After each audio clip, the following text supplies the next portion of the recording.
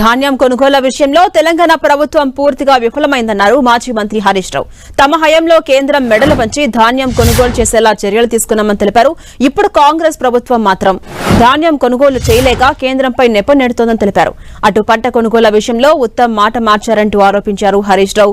ముందు 90 లక్షల మెట్రిక్ టన్నులు కొంటామని చెప్పి ఇప్పుడు 70 లక్షల మెట్రిక్ టన్నులే కొంటామంటున్నారని ఆరోపించారు. 1-2 రోజుల్లో మార్పు రాకపోతే కలెక్టరేట్ ఎదుట నిరవధిక ధర్నా చేస్తామని హెచ్చరించారు హరీష్ రావు.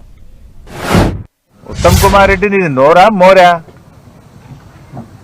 నువ్వే మొన్న ఏమన్నావు? 90 లక్షల మెట్రిక్ టన్నులు కొంటా అన్నావు. ఇవాళ ఏమంటున్నావు? 70 లక్షల మెట్రిక్ టన్నులు కొంటా అంటున్నావు. అంటే 20 లక్షల మెట్రిక్ టన్నులు ఎగబెడుతున్నావా? నువ్వే నీ నోట్తోనే నువ్వేమన్నావు? 1,40,00,000 మెట్రిక్ టన్నుల పంట పండుతున్నది, అందులో 90 లక్షలు ప్రభుత్వం కొంటది అని చెప్పినావు. ఇవాళ ఏమంటున్నావు? 1,40,00,000 మెట్రిక్ టన్నుల పంట పండుతుంది, అందులో సగం 70 లక్షలు కొంటా, మిగతా 70 లక్షలు ఎగబెడతా అంటుండు ఉత్తమ్ కుమార్ రెడ్డి.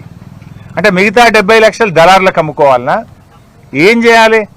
వడ్లు కొనే తెలివి కూడా లేదా ఈ ప్రభుత్వానికి? ఏమనంటే కేంద్ర ప్రభుత్వం మీద నెపం నెడతా ఉన్నాడు ఉత్తమ్ కుమార్ రెడ్డి. కేంద్రం 51 లక్షలే కొంటా అంటుంది, పోయి ధర్నా చేయి. ఆనాడు కేసీఆర్ గారు ముఖ్యమంత్రిగా ఉన్నప్పుడు ఢిల్లీ వడ్లు కొనకపోతే ముఖ్యమంత్రి గారు, మంత్రులము, ఎమ్మెల్యేలం ఢిల్లీకి పోయి ధర్నా చేసినాం మేము.